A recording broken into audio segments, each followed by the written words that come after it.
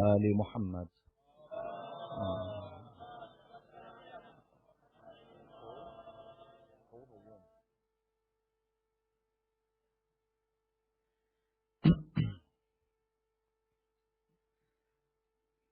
بسم الله الرحمن الرحيم. الحمد لله رب العالمين، والصلاة والسلام على سيدنا وعظيمنا وحبيب قلوبنا وشفيع نفوسنا أبي القاسم محمد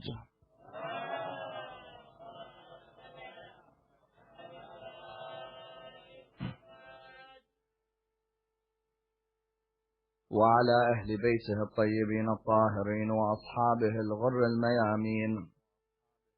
الحمد لله الذي جعلنا من المتمسكين بولاية سيدي ومولاي علي بن أبي طالب.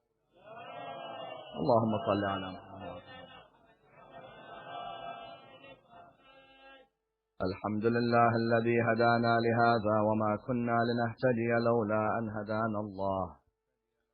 أما بعد، يقول الله في كتابه الكريم: بسم الله الرحمن الرحيم: ولا تقتلوا أنفسكم إن الله كان بكم رحيما. The first of our salawat in honor of Rasulullah Muhammad sallallahu alayhi wa alihi wa sallam.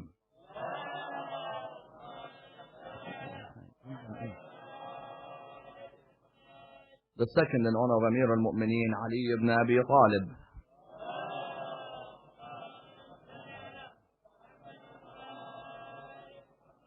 The third with your loudest voices in honor of Imam Sahib al-Asr wal-Zaman.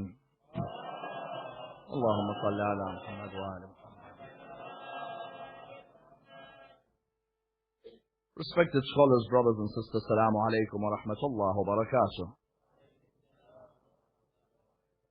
The discussion concerning Islam and euthanasia is a fundamental discussion in Islamic contemporary thought, and a discussion which requires an in-depth examination, for it is a discussion which affects us on a number of levels. The topic of euthanasia is a controversial topic, and indeed any topic which talks about ending the life of the human being is bound to be a topic which is surrounded with controversy. And that's why when we examine the world media, we find that there are two differing opinions about euthanasia in the media. There is an opinion that if a human being wants to end their life, then it's entirely up to them, that if they've been terminally ill for a long time, it is either up to them or on their dependents to choose to end their life. And then there is a second opinion, which is that God gave the human being their life, and that it's God who decides when that life ends. And therefore you find that there are within certain countries in the world today, countries who have legalized the act of euthanasia and countries who have still made it illegal. As an example, you find in Luxembourg or in Belgium or in the Netherlands that they have legalized the act of euthanasia. And indeed in certain states in America like Oregon and Washington, the act is one which is legalized. Yet you find, for example, in this country, the act is an illegal act, that anybody who is seen to aid or counsel or support the act of euthanasia is somebody who is performing an act against the law of the country and could face up to 14 years in prison. Although in the last couple of years the laws have become lighter. Therefore the question arises, what is Islam's position on the subject of euthanasia? Because this is a contemporary issue which requires a discussion, I'd like to discuss it in a number of stages. Number one, how important is it that Islamic jurisprudence is aware of contemporary issues? Number two, what is the meaning of euthanasia and what is the different types of euthanasia? Number three, what are the arguments for euthanasia? Number four, what are the arguments against euthanasia? Number five, what is Islam's stance on suicide? And number six, why is it that some of the most religious people in the world face trials near the end of their life, especially with their health? Let's examine this topic in depth. When we look at the religion of Islam can be described as a holistic triangle. A religion which is made up of a triangle of theology, jurisprudence and ethics. And the idea that when somebody asks you today, your religion, the religion of Islam, how could you describe it to me? You describe it by saying that it's a structure of theology, a structure of jurisprudence and a structure of ethics, in that theology caters for the relationship between the human being and their Lord. Ethics caters for the relationship between the human beings and other human beings. And jurisprudence caters for the relationship of the human being with themselves. As in, jurisprudence refers to the idea of a legal system that regulates the life of the human being, that provides boundaries for the lives of the human being, that allows for a peaceful coexistence and allows us to rise to levels of perfection. The Islamic legal system, like any legal system, seeks to protect the property, the honor, the intellect, the life, and the religion of a human being. The aims of Islamic law is that your property, your honor, your intellect, your life, and your religion are protected. Whenever you are given a law, it aims to cater for one of these 5 areas in order that society is able to flourish. We find that the period where law began to develop and where there were many legal discussions was in the period of our 6th Imam, Imam Ja'far al-Sadiq, salawatullah wa salamu alayhi. Allahumma salli ala Muhammad wa ali Muhammad. If that door can be closed, nobody is allowed in anymore. If that door can be closed, completely closed, nobody is allowed in anymore. So, in the time of our 6th Imam, what happened? In the time of our 6th Imam, he had his students, people like Abu Hanifa, Malik ibn Anas, Muhammad bin Idris al-Shafi'i later on, of the students of Malik, Ahmad ibn Hanbal. These were the main students of the Imam, or the latter period. This period was about 70 years after the Prophet had lived. And this period was the period where Islamic law was developing. There were many discussions which were taking place in this period. Some of these discussions were on classical issues. Others were on contemporary issues. What did they seek to look at? That whenever an issue arose in the jurisprudence, the issue was to be discussed by these jurisprudence. Some of the issues were classic. For example, a classic issue which arose in that time, arose in the time of our 9th Imam, the issue of where do you cut the hand of the thief. Some of the schools said, for example, you cut the hand from the wrist. Others said you cut the hands from the elbow. Others said you cut the fingers. That was a classic issue. Then you had a contemporary issue which arose. For example, if somebody went on a particular pilgrimage and they were wearing ihram and they went hunting, what's the kafara for them hunting on pilgrimage? You had issues which arose in jurisprudence which were either classical or contemporary. But the main point was what? Was that the jurisprudence had to deal with issues which were either classical in their nature or they had to deal with issues which were contemporary. Why? Because the school of jurisprudence cannot be a school which is rigid. It has to be a school which is aware of the changing environment. It has to be a school which is aware of the modern issues which arise.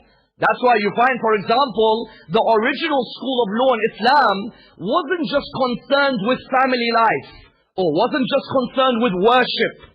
It was concerned, for example, with which new economic issues arose. It was concerned with which new medical issues arose.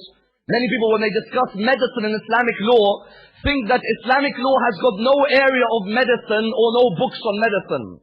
Whereas on the contrary, in the time of our 9th Imam, what happened? You had a number of books which were written at that time, which were related to the medical field. For example, Ishaq ibn Ali al-Ruwahi had his book, Adab al-Tabib, the ethics of the doctor.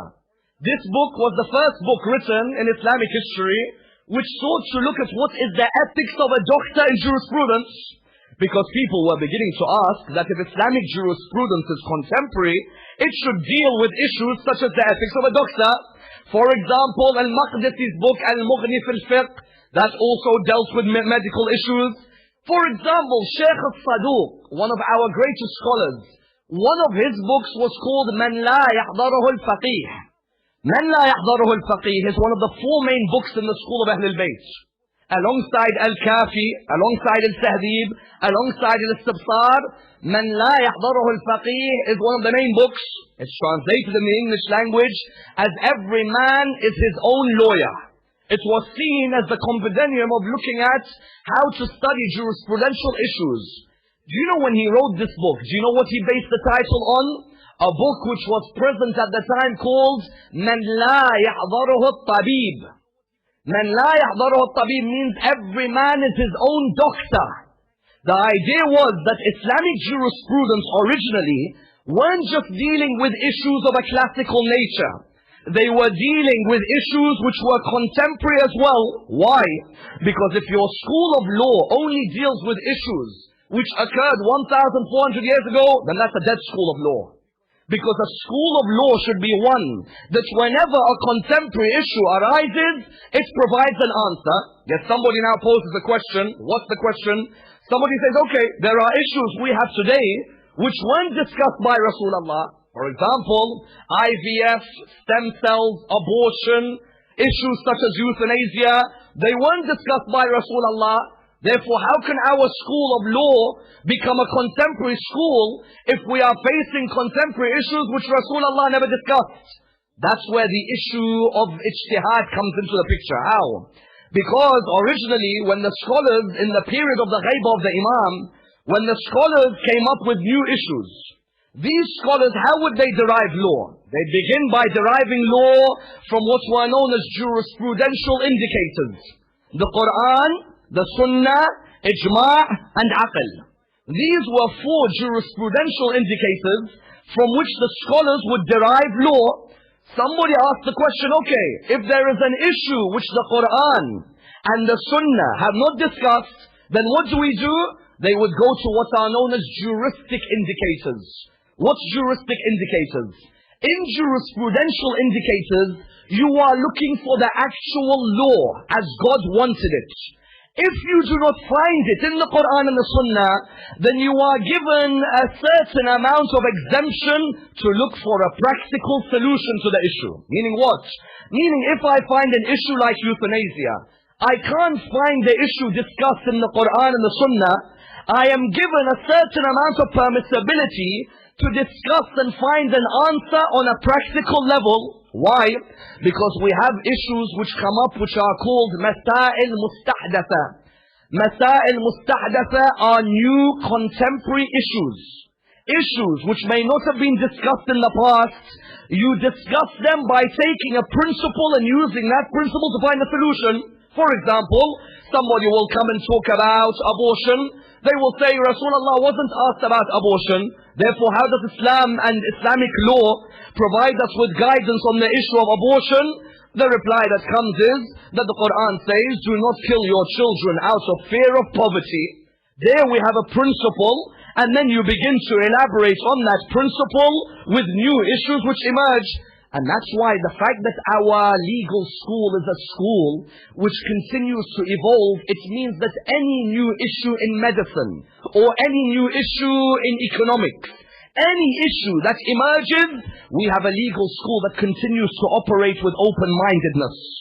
From the time you had the Quran and the Sunnah, then you had the juristic indicators. After the juristic indicators, in the 21st century, maybe this school could open for scientific examination.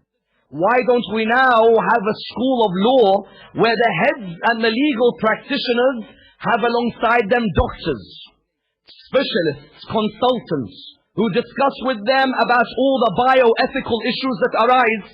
As in originally when someone asked, what is a marja' was someone who provided you with laws of fiqh. But in the 21st century, a marja' has to change the environment within which they operate. Originally, the marja' would provide you with issues of fiqh. Now the world has gone so vast that there are issues which are arising which may not have been looked at originally. The marja' has to sit with a team, a body of doctors, a body of bankers, a body of consultants who provide them with scientific analysis on the contemporary issues of the day. And that's where the school of Ahlul Bayt has to continue evolving. That whenever a new issue like euthanasia emerges, it may not have been written specifically in the Quran. Yet the main point is what? The main point is that one can take from the original principles and then look for a practical solution. That's why on the second level the question is asked, what is euthanasia? Euthanasia comes from the Greek word, which means easy death or merciful death. There are two types of euthanasia. voluntary euthanasia and involuntary euthanasia. Voluntary euthanasia, for example, is that I am lying on my bed. I've been lying on the same bed for 15 years. I can talk to people, I can say hello and hi, and my family come and visit me, but I'm constantly undergoing operations, constantly undergoing tests, constantly undergoing different injections. I decide that, you know what, I'm tired of this life. I want someone just to provide me with that injection that will end my life. That is known as voluntary euthanasia. Involuntary euthanasia is somebody who is in a virtual vegetative state. Vegetable, they call him. He's been lying on that bed, or she's been lying on that bed, with no emotions whatsoever. It's been that person lying from that incident for years. Many of you would remember the Hillsborough disaster, and that there was someone after the Hillsborough disaster in '89 who remained on that same bed in what they called a vegetable state. The guardians of the person said, we want euthanasia to be acted. They said to them, what do you mean? They said, because this person's a vegetable. They have no life whatsoever. We want them to just simply have a termination to their life. Proponents of this school gave their opinion. What did they say? They said euthanasia should be encouraged, be it voluntary or involuntary. You ask them why. They reply by saying for 3 reasons. Number one, we live in a liberal democracy. Meaning what? Meaning that everyone has their own freedom of choices. People have their own choices about what they want to do in their life. You telling me that our life is a trust from God and that God can decide when it goes back? I'm living in a secular system. I don't believe in no God and I have no opinions about God. I live in a democracy. I can choose when I want a person to end their life, or that person could choose. Those proponents of euthanasia on the first level, what do they say? They say the fact that we live in a liberal democracy means we can choose when we want to end our life. That's number one. Then you have the second group of people, what did they say? They said euthanasia should be allowed. They said to them, why? They said because this body is a burden to the hospitals. What do you mean? They said already we don't have enough beds in these hospitals. Why then are we keeping this body, which is a vegetable, right in this hospital? As in this bed could be used for somebody else who has come to their senses, who is aware of their environment. Instead, we are using this bed for somebody who's in a vegetable state. Simply give them a dose of morphine or more, and then end their life. Why are you putting a burden on the hospital system? That was the second group of people. Then you had the third group of people. What did they say? They said that that person in that bed is a burden to their family. And when they are a burden to their family, we are causing trouble for families. You tell them, what do you mean? They say that mother has to come every week next to her son. She has to sit there for hours. That person has got absolutely no life whatsoever. They are simply lying in that same bed, in that same condition, without being able to move one way or being able to move the other. Why are we putting such a burden on their family? Their family doesn't want to see them in this stage. Their family, on the contrary, wants to do what? Their family, on the contrary, wants to see them happy. And in the opinion of their family, they should be given that injection and they should die. These were the opinions of those who said that euthanasia should be allowed, either because of a liberal democracy, or because of the family, or because of the hospital. The religion of Islam disagreed with these opinions. And not only the religion of Islam disagreed with these opinions, but also every other religion in the world disagreed with these opinions as well. Let's look at some of the religions and their opinion on euthanasia. The first religion which attacked the act of euthanasia and giving someone an easy or merciful death was Hindus, the Hinduism. Hindus do not allow euthanasia. Why? Because they say that there is an unnatural separation that occurs between the body and the soul. The body and the soul are in tandem with one another. They can only be separated according to the laws of nature. You cannot get a human being who comes and separates the body and the soul. Why? Because this unnatural separation will bring about a bad energy in the society we live in. According to Hinduism, that bad energy which spreads can be the cause of chaos in the community. You shouldn't have an unnatural separation between the body and the soul, because you weren't the one who gave yourself your body and you didn't give yourself your soul. That's in Hinduism. The Sikhs do not allow euthanasia. Why? They say because God is the one who gave you your body and God is the one who can take it back. Within the Sikh religion, they believe that God is the one who creates the body and God is the one who can take it back. For you to come and say that we are allowed to cause the end of a life of a human being because the hospitals are full or because the families are troubled, no. God gave that life as a trust and God can take it back when He wants. That's number two. Number three, Judaism has an absolutely beautiful concept of why it disagrees with euthanasia. What is the Jewish opinion? The Jewish opinion that comes forward states on the first level that if you people are those who accept euthanasia, then where is the whole concept of supplicating to God gone? In which way? They say God gave us a power. He gave us a gift known as supplication. That whenever you see anybody in a critical stage in their life, you supplicate to God to change that stage. A person who sees someone in a vegetable state and doesn't think about supplication is someone who is missing out on one of the gifts God has given them. Because we know in the religion of Islam, what does the Imam say? The Imam says that dua silah al-mu'min wa amud al-deen wa nur al-samawat wal-ard. Dua is the weapon of the believer, the pillar of the religion, and the heavens and the light of the heavens and the earth. When the Imam says dua is the weapon of the believer, is there any point me having a weapon at home if I'm not going to use it? No, there isn't. When I have a weapon, the weapon has to be employed. In Jewish thought, when God has given you a weapon like supplication, how could you be willing to end the life of a human being when you know that your supplication to God may change that situation? That's why our second Imam, Imam al-Hasan salawatullah wa salamu alayhi, Allahumma salli ala Muhammad. Our second Imam was asked the question, what is the distance between the heavens and the earth? He replied by saying the cry of an oppressed person in dua. Notice how he doesn't even give a number mathematically. He said, you want to know the distance between the heavens and the earth? The cry of an oppressed person in dua. What did he mean? He meant that when there is the Lord of the heavens and there is the creation of the earth, the only relationship that keeps it going is the supplication from the creation to the Creator. That were it not for our supplications, our Lord would not care for us. It's those supplications when you cup your hands and you ask God to look after you in every aspect of your life. It's those supplications that change each and every one of your life. How many of you were in a moment of struggle in your life and you prayed to God in a way where He changed the whole situation for you? In Jewish thought, the first reason euthanasia should never be allowed is because the human being discounts the idea of the importance of supplication. Then the second reason Judaism doesn't allow euthanasia is another beautiful reason. In Jewish thought, the human being was born in a state of struggle and will die in a state of struggle. And that struggle is the very essence of life.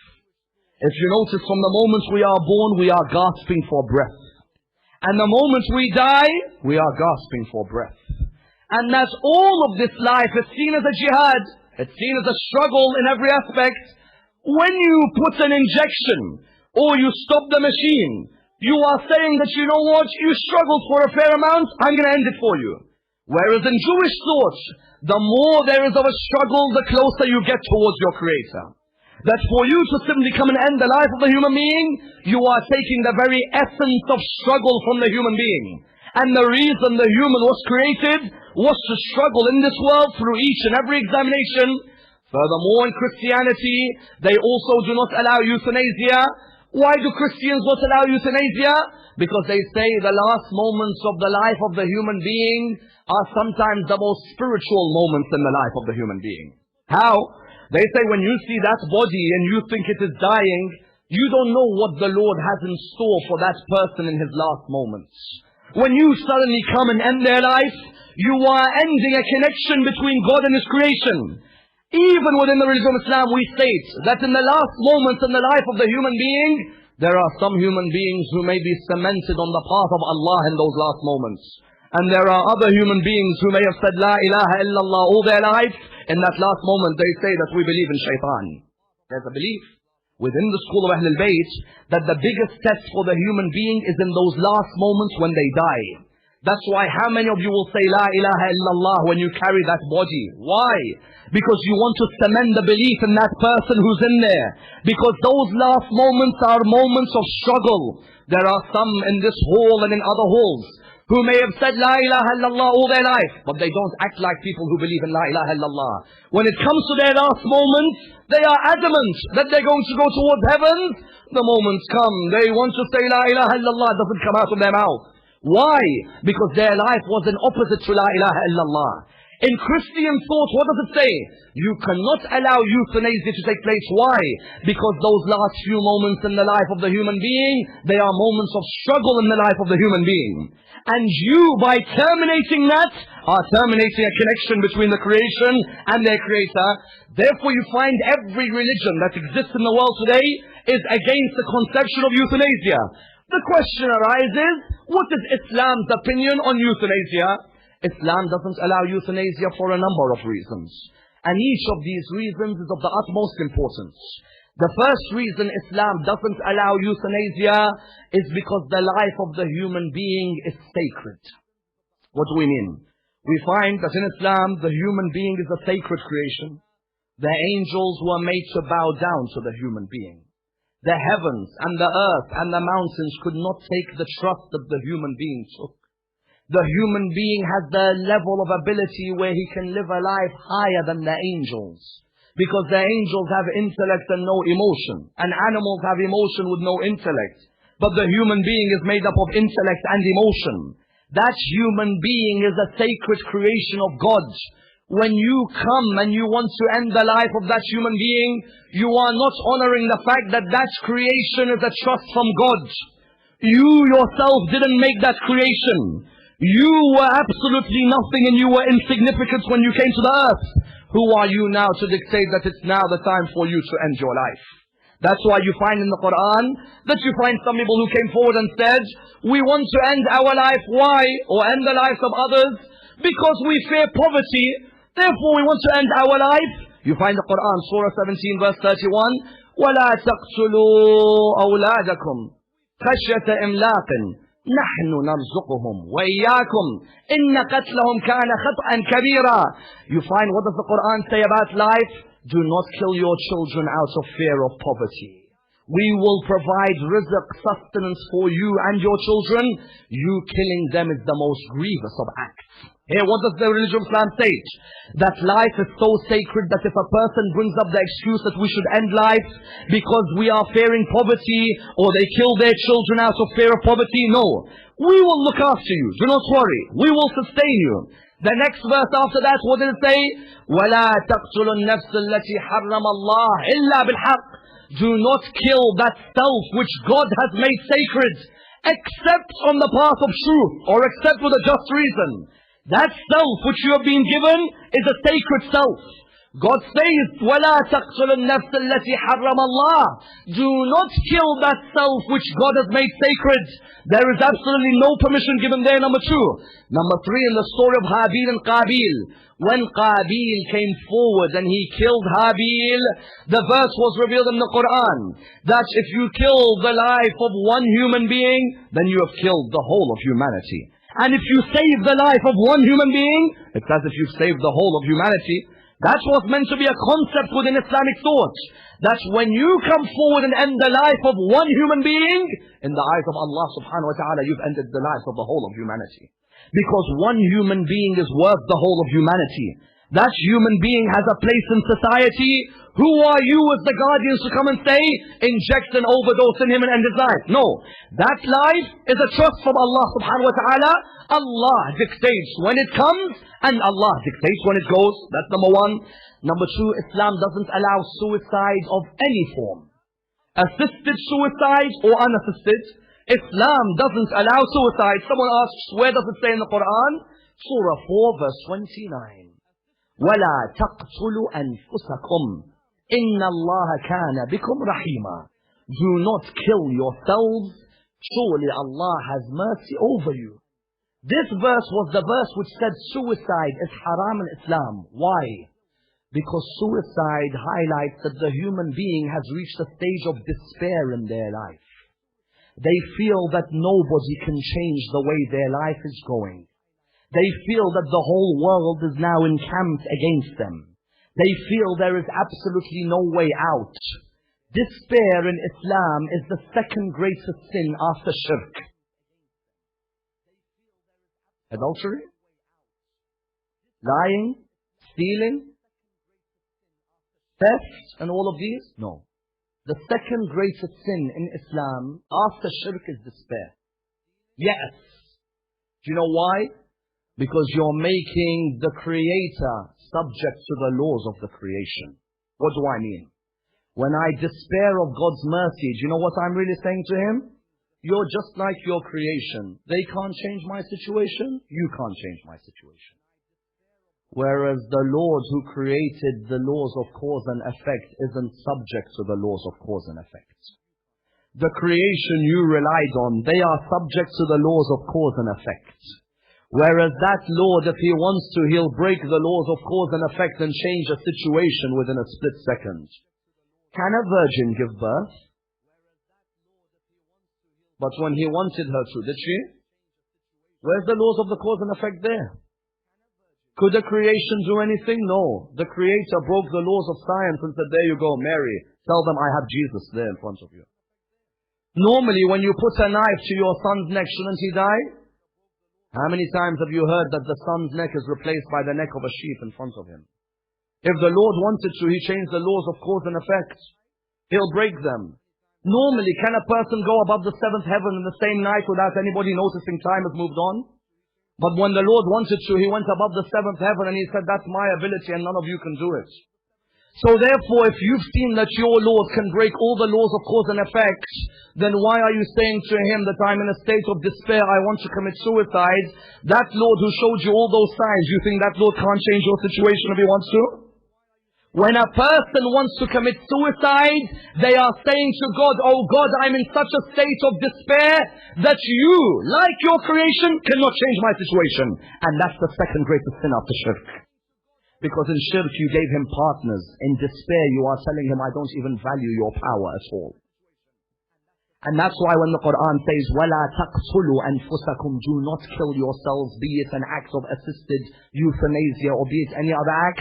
The Quran means what? That never reach a stage of despair where you're willing to give your life away in this stupid and this lowly way.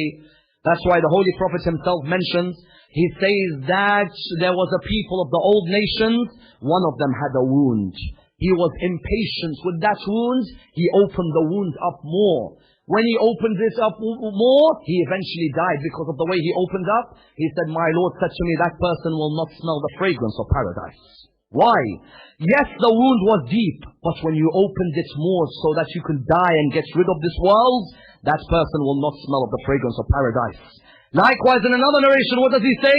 In another narration, the Prophet says, the one who came forward and used an iron instrument to kill themselves, that iron instrument will lead him toward hell. And the one who drank poison to kill himself, he will drink from the poison of hell. And the one who jumped off a cliff to kill themselves, that person will jump off the cliffs of hell. In which way does he mean this? He means that suicide of any type, be it euthanasia of any type, that is not allowed within the religion of Islam. Some people ask the question, but your imams committed suicide. So what do you mean? They said they walked towards their death. They committed suicide. What did we say the definition of suicide is? Suicide is when you're in such a state of despair that you want to do what? You feel that your world can't change. Amir al-Mu'mineen walks towards Masjid al-Kufa. He's in a state of despair. He can't wait to go back to his Lord. Look at the difference in the mentality. The person who commits suicide is so angry with the world, he just says that nothing goes right for me. Whereas Ali ibn Abi Talib, when he goes towards that prayer, he says, Fustu wa Rabbil Kaaba. I have won by the Lord of the Kaaba. Number two, when Allah tells the Imams as to when they're going to die, it's on the idea that the Imams are going to hold on to this trust. They're not going to abuse it. If me and you saw Ibn Muljam on that day, we would have probably booked a ticket and flown somewhere else. Whereas with the Imam, he doesn't see death but as a bridge going back to his Lord. Number three, the Imam knows that God can change knowledge which He's given to them at any time. And if God can change knowledge He's given to them at any time, He could cause their death at any time as well. Therefore the Imam acts in sincerity in every situation that he faces. Therefore the second reason, suicide is not allowed. The third reason euthanasia is not allowed is what? Is that the human being, God can only set when they die. They cannot set when they die. Why? Because God has a wisdom why He is the only one who has knowledge when you die. It's to keep the doors of Tawbah open for you all your life. The doors of Tawbah remain open for you all your life. God only knows when you're going to die. When He says, I'm the only one who knows when you're going to die, had He told us when we're going to die, what would we have done? If I knew I'm going to die at the age of 60, up until 59 I'll be messing about, then in the last year I'll go and do a couple of hajjs, and then straight away I'll be religious. Whereas when God says, I'm the only one who knows when you're going to die, it's to keep you on your toes. That, oh human being, I'll keep you on your toes. You don't know when you're going to die. But one area I promise you is that if you perform Tawbah, I'll leave the doors of Tawbah open for you anytime. Therefore, on the third level, only God knows when the human being is going to die. And that's why the question arises, then why is it then that God sees some people go through these difficult times at the end of their life? Why is it that sometimes the most religious people are those who face trials with their health towards the end of their life? The answer is given in the religion of Islam in two ways. The first way is that when Allah loves His servant, He drowns him in the sea of suffering. Imam al-Baqir says that when God loves His servant, He drowns him in the sea of suffering. He wants to see how much patience His servant has. That the more trials I give him, the more he says Alhamdulillah for every trial that I give him in front of him.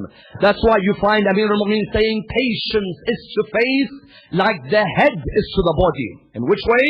Our body can never function without our head. Likewise, you can never claim to have Iman unless you show patience alongside that Iman. That when God puts you through a trial towards the end of your life with your health, it's God saying to you, my servants, all your years you've claimed to love me.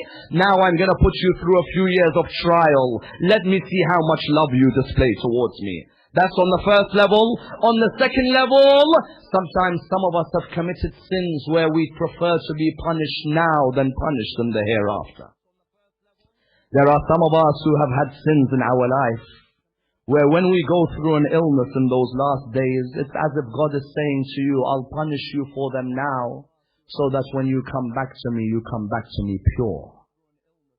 Unless you want to be punished in the hereafter. And like our fourth Imam says in the dua, I'd rather you punish me in this world than you punish me in the hereafter. Oh God, if you're going to put me through a trial, and if that trial is cleansing me, that before I come to you I am being purified, then put me through the trial now rather than put me through trial in the hereafter. When people say, my mother was such a religious woman, why was she so ill in the last days of her life? Why look at it negatively? Why not say that Allah wanted to purify her before she came back to Him? So Allah wanted to cleanse her in that period, so that when she came back to Him, He says, oh pure creation, welcome back towards me. And that's why you find in life that sometimes there were creations better than me and you will ever be. But they went through the hardest time with their health towards the end of their life. Yet did they ever say, go and get me an injection and end my life? Or did they ever come forward and say that, pull the apparatus off, I don't want anything to do with this world? Or did they only say that, Ya Allah, if you cut me up into pieces, you'll see that every piece says La ilaha illallah and sings your blessings. That look in Islamic history, you'll find that we had many great personalities who went through the most difficult tests with their health before they died. And when they go through a test with their health before they die, yet never once do they say, end my life, then likewise with us, when we go through a test with our life, we should never say, oh Allah, end my life now. Who, for example, number one, the Prophet Ayyub alayhi salam. Many of you would have heard of the concept of Sabr Ayyub. Sabr Ayyub, because of all the tests Allah gave him, Allah made him have a disease on his body, which was the worst of diseases. Imagine a prophet of God, a man who has been obedient to God all his life, yet before he passes away, Allah tests him with a trial with his health. Yet did he ever once say, end my life? Did he ever once say, I want to have suicide at this moment? On the contrary, the more Allah would give him, the more he'd say, Alhamdulillah Rabbil Alameen. That was the first person. The second person was whom? The second person in history, Imam al-Hasan. That Imam al-Hasan, before he died, do you know how much that poison spread in his body? That if anybody doesn't deserve to go through the trial of bad health towards the end of their life, it's Imam al-Hasan. Yet you found that the Imam, every day that poison would spread in his body, every day he'd go down in sujood saying, Shukran lillah, Shukran lillah, Shukran lillah. Why? Because to him, that trial of having that health in the last days of your life, that was Allah showing him just how much He loved him, that He kept on putting him on more trials. Number 3, did anybody ever see a trial with their body like Abu Abdullah al-Hussein? That how many people have had their bodies surrounded to the extent a narrator says that his body was like hedgehog on a 10th of Muharram. That's the amount of arrows that surrounded his body. Yet look at him, while he is dying, does he say, end my life? Or does he say, my Lord, what did I find when I lost you? And what did I lose when I found you? My Lord, if they cut me up into 1,000 pieces, they'll see that each of these pieces sings out of your love every day. Therefore you find that these personalities were to provide us with guidance. That even when you see someone going through a trial with their health, euthanasia is not to be seen as a resort. Rather, patience and faith in this period is to be seen as the way out. And that's why you find that Sayyid al-Sistani and Sayyid Muhammad Hussain Fadlallah, you find that both of them come forward with their opinions on euthanasia. While Sayyid Sistani may be more fixed on his opinion about the brain dead, Sayyid Fadlallah differs on the opinion by coming forward and stating that if there is a less than 1% chance of that person's brain refunctioning, then the doctor, with the permission of the guardians, is allowed to do what? He is allowed to remove the apparatus which is elongating the life of that person according to the heart movements. He bases this idea in a very contemporary level by saying that the principle that arises is that the human has an obligation to protect the life, but not to protect the cells. He has this opinion. And therefore he says you can't end the life of the person, but you are allowed to remove the apparatus which is elongating the life if there is a less than 1% chance of the brain refunctioning. Therefore you found that within Islamic fiqh, the contemporary side was still alive. That the scholars working with the scientists are ensuring that the fiqh is a fiqh which is suitable for the issues of the 21st century. And that's why if anybody didn't deserve to die in a way where his body was surrounded by poison, it was Amir al-Mu'mineen. Because with all of these personalities that we named, each one of these personalities went through a trial in their life. Yet never once did they say, oh Allah, end my life. On the contrary, they saw their trial as a way of getting closer to Allah subhanahu wa ta'ala.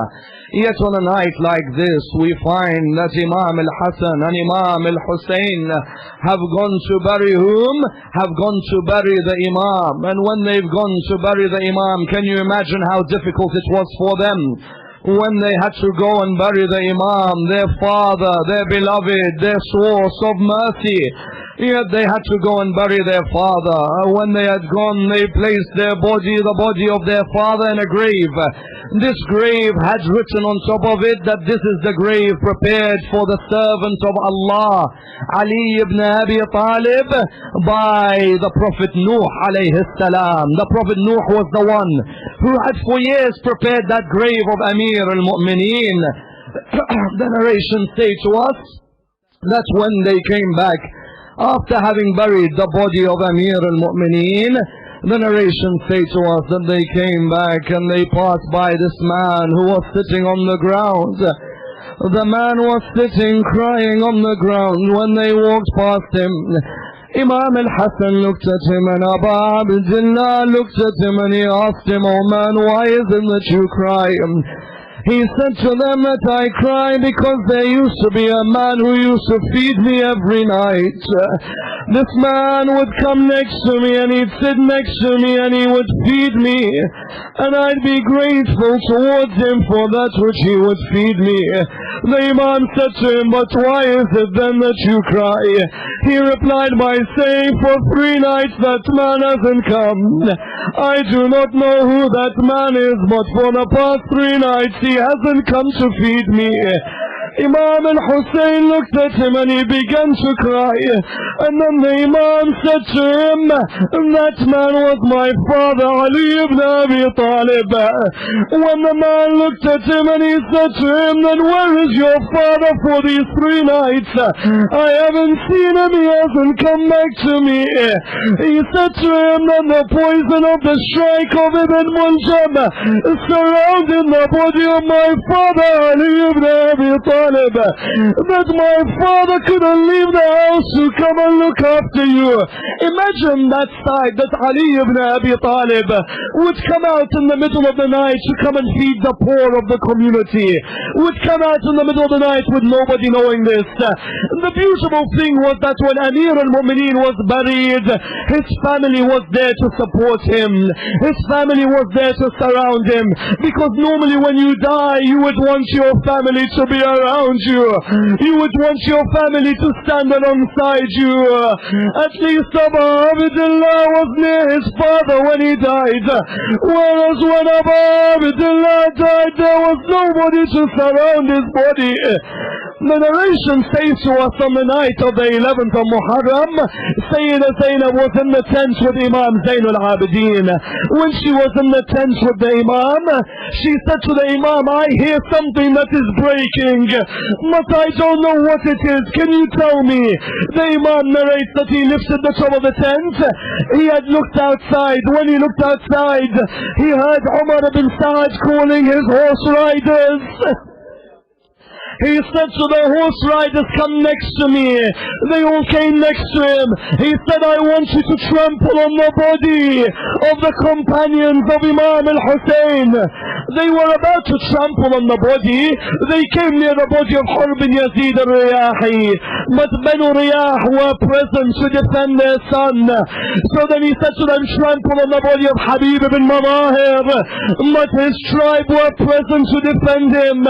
He went through each of the companions, but each of them had a tribe to protect their son's body. He then said, trample on the body of the family of Abu Abdullah. They said to him, whose body? He said, trample on the body of Ali al-Akbar. But Ali al-Akbar's mother's tribe, they were present. They said, we don't allow you. He said, trample on the body of Qasim. But Banu Fazara, his mother's tribe, they were present. They said, we don't allow you.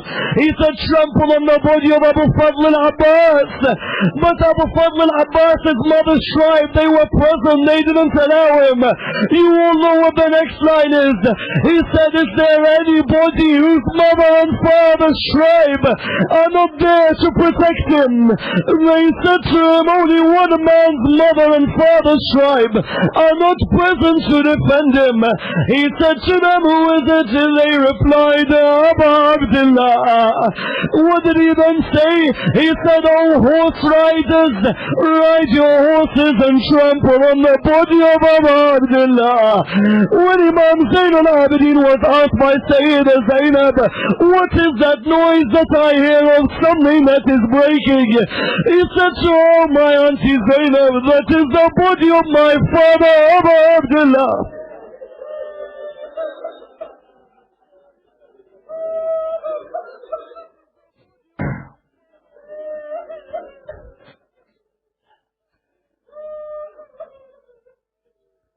Raise your hands, brothers. Raise your hands.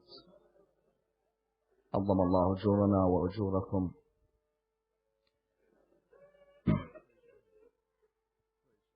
We pray to Allah subhanahu wa ta'ala to raise us with Muhammad and al-Muhammad, and to allow us to be amongst those who honor the message of Muhammad and al-Muhammad. Ya Allah, allow us to be alongside the Imam of our time, Imam Sahib al-Asr wal-Zaman. Allow us to be amongst those who follow his message and follow his example. Ya Allah, allow us to receive the intercession of Amir al-Mu'mineen, and allow us to be amongst those who visit his grave in the holy city of Najaf. We pray to Allah subhanahu wa ta'ala with the Surah Al-Fatiha, but before it the loudest of salawat.